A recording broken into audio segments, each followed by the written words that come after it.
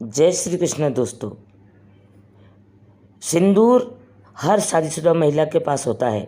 मात्र सिंदूर से पति होगा बस में। यकीन नहीं हो तो चुपचाप करके देख लो। देखिए भक्तों, जब रिश्तों में पहले जैसी मिठास ना रह जाए, तब रिश्ता पहले जैसा ना रह जाए, तो जिसके साथ 7 जन्मों तक तुमने साथ चलने का सपना देखा हो, वह बाद में तुम्हें लज्जित करे, अपमानित करे। तुम्हें एक बात का पता है कि रिश्ता अब बहुत ज़्यादा दिन तक चलने वाला नहीं है।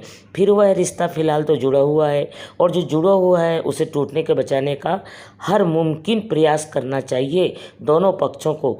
जो दो इंसान इस रिश्ते को जोड़ने का वचन लेते हैं, साथ ही चलने का वचन लेते हैं, रिश्ते को दोनों मिलकर बचाने का प्रयास करें। कई लोग ऐसे जीवन में आते हैं जो यूँ तो बहुत खुश दिखते हैं।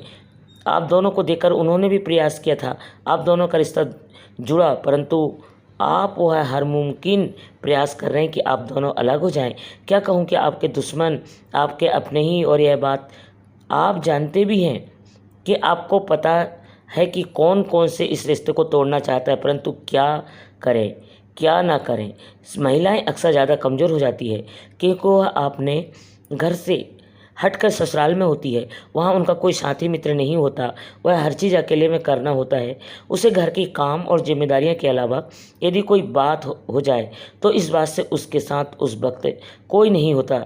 जहाँ चैलेंज महिलाओं के लिए समाज देता है, उसके साथ साथ भी यह रिश्ता भी देता है, और ऐसी स्थिति में ज़्यादा करके महिलाओं को यह रिश्ता निभाना भी होता है। क्रोध में आकर बात बात में इस रिश्तों को तोड़ नहीं सकती, उसे जोड़ कर भी रखना है, प्रेम भी फैलाना है, अपने ससुराल में इज्जत से रहना भी है, अपने मायके में भी अपना नाम बनाए रखना है। तब ऐसी परिस्थिति में महिला अकेले होते हुए भी क्या कर सकती है? इतना बाहर आ सकती नहीं है, ना बहुत बड़ा कोई यज्ञ हवन करवा सकती है, ना कोई बहुत बड़ा उपाय कर सकती है जिसके लिए बहुत सारी सामग्री की आवश्यकता पड़े।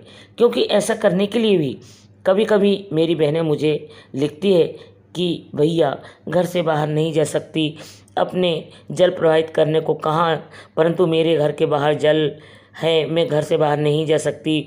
आपने यह लाने को कहा, मैं नहीं ला सकती, घर में सब सवाल पूछेंगे। मतलब महिलाओं के लिए बहुत सारे चैलेंज है कि वह बताई गई सामग्री तक लाने को चैलेंज है। उपाय करना और उसके परिणाम को सुगत रूप से वहम करना तो बहुत दूर की बात है। चलिए मैं कहती हूँ कि आपके पास एक ऐसी चीज़ है, जादुई चीज़, जो रिश्ता जोड़ने के बाद ही अपने प्रयोग में लाना प्रारंभ किया है, परंतु वह जादुई चीज़ अब आपके इस टूटते हुए रिश्ते को क्षण भर में सुधार देगा। जो चीज़ आपको अपमानित कर रही है, बार बार अहंकार में आकर आपके साथ गलत व्यवहार कर रहा है, अब वह सुधर जाएगी, उसकी जुबान सुधर जाएगी, और साथ में सुधर जाएगा आपका यह विश्वास भरा रिश्ता। कौन सा ग्रह है जो बार बार इस रिश्ते को तोड़ने का प्रयास करता है परंतु टूट नहीं रहा? आपको ऐसा लग रहा है कि यह ग्रह बहुत ज़्यादा बिगड़ गए हैं, अब रिश्ता खत्म हो जाएगा। हाँ, यह शुक्र है, परंतु जब भी रिश्तों में बहुत ज़्यादा बहस हो रही है, झगड़े हो रहे हैं, मामला बहुत ज़्यादा बिगड़ रहा है, तो अब ऐसा लग रहा है कि कई लोग मिलकर खंडित कर रहे हैं तो इस रिश्ते को, तो साक्षात मंगल है। आज मैं आपको एक ऐसा उपाय बताने जा रही हूँ जिसमें शुक्र और मंगल एकमात्र गुप्त उपाय से सुधर जाएगा, संवर जाए। आपको बाहर जाने की आवश्यकता ना हो, कोई कीमती चीज़ लाने की आवश्यकता ना हो, किसी चीज़ को जल में प्रवाहित करना ना, बाहर जाना ना, कुछ जलाना। एक रिश्ता जो बिगड़ रहा है उस रिश्ते को सुधार देना। एक ग्रह है जो आपके प्रतिकूल हो गया है, चलिए एक छोटे से प्रयोग से उसे प्रतिकूल ग्रह को आपके अनुकूल करते हैं। सब कुछ अच्छा हो जाएगा, सब कुछ सीधे राह पर आ जाएगा, और देखिए कैसे प्रेम भरा संस्कार आपका बसता है। जान लीजिए। नमस्कार भक्तों, बहुत स्वागत, बहुत अभिनंदन करती हूँ आप सबका अपने चैनल दादी की दिनचर्या पर। और ज्योतिष में माँ लक्ष्मी हम हमारे परिवार पर अपनी कृपा करे और हमारे दुख दूर करे। जरूर लिखे वास्तु ज्ञान ज्योति।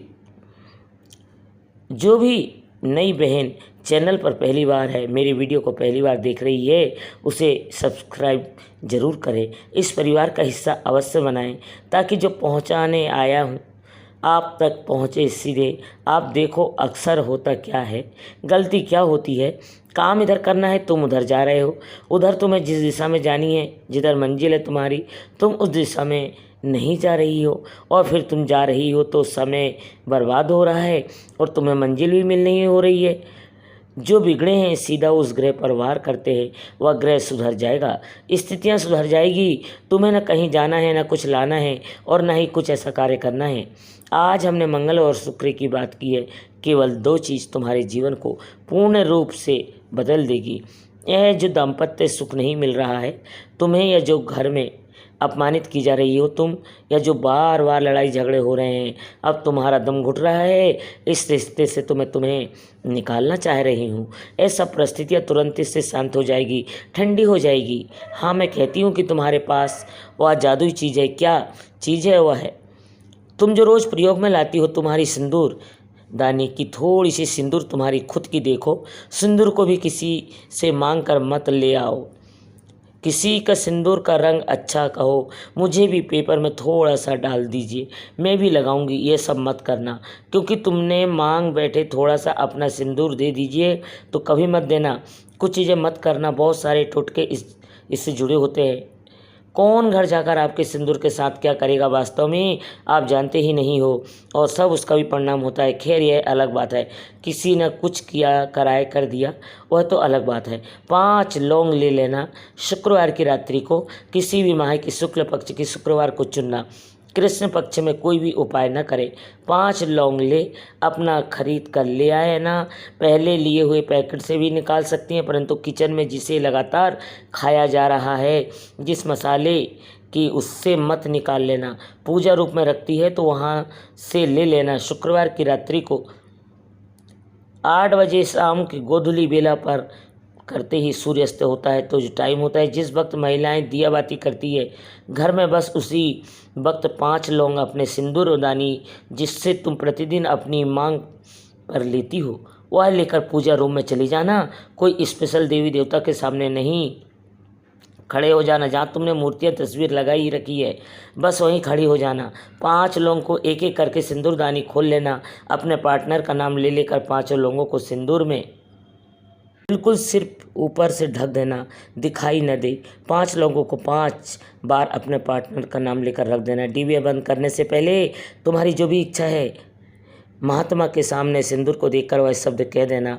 वह परिस्थिति हो जाए जिसकी तुम कल्पना कर रही हो, उस कल्पना के साथ सारी बातें कह देना। सब कुछ ठीक हो गया है। अब मेरा पति मुझसे बहुत प्रेम करता है, मुझे कभी अपमानित नहीं किया था।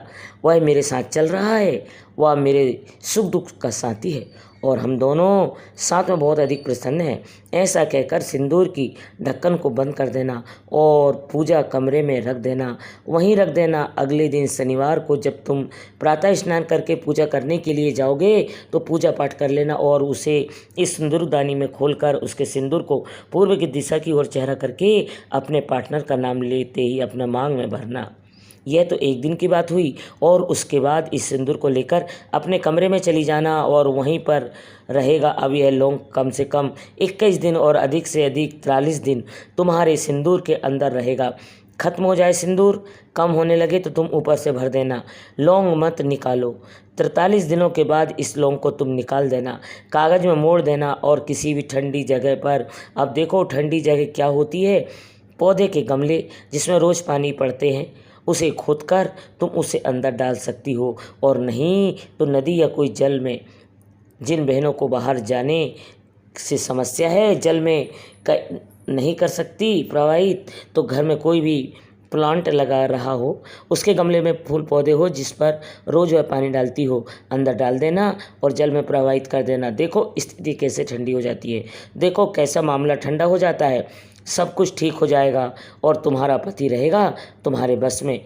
अवश्य करे और अपना अनुभव मेरे साथ अवश्य साझा करे। जो गुस्सा कर रहा है ना तुम पर, जो क्रोध कर रहा है, तुम्हें इस रिश्ते को बार बार तोड़ने की धमकी दे रहा है, देखो उसकी स्थिति क्या होती है। और पेपर में तुमने जो लौंग फोल्ड किया था उसे खोलकर सिर्फ लौंग को डालना है। ठंडा जरूर कर अपना अनुभव मेरे साथ साझा करें। भक्तों, अगर आप बहुत परेशान हैं, आप माँ लक्ष्मी की असीम कृपा पाना चाहते हैं, तो कमेंट बॉक्स में जय लक्ष्मी माँ ज़रूर लिखें और हमारे परिवार पर अपनी कृपा करें, हमारे दुख दूर करें, ज़रूर लिखें, क्योंकि भक्तों बिना माँ से मांगे कुछ नहीं मिलता। भक्तों की यह जानकारी आपको कैसी लगी हमें बस जता देना और हमारे इस चैनल को सब्सक्राइब ज़रूर कर देना। जय माँ लक्ष्मी।